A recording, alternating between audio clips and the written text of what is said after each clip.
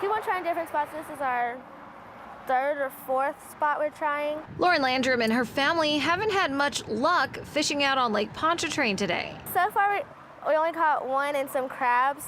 And as they're finding out about a large algal bloom that's taking over the lake, they may not have much of a reason to stay. What do you do when you see all that algae in the water? So usually we try to avoid a lot of the stuff and just kind of go where it's more clear. But those who monitor the lake say stay away. It's kind of toward the center of the lake, east of the causeway and the Hain Boulevard area. Right there, I'll blow that up a little more.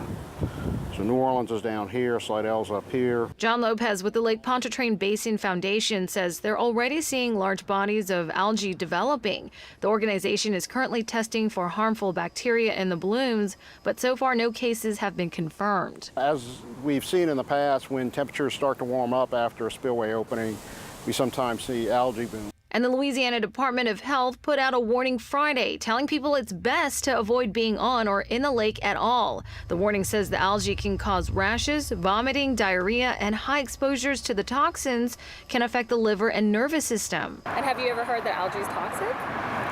Actually, I haven't. Okay. I Sometimes it is. We couldn't see any algae near Irish Bayou this afternoon. However, experts describe it as blue or bright green or red and might smell like rotting plants. And they say it is out there and can be very toxic for people and pets. At Lake Pontchartrain, Jacqueline Quinn, Eyewitness News.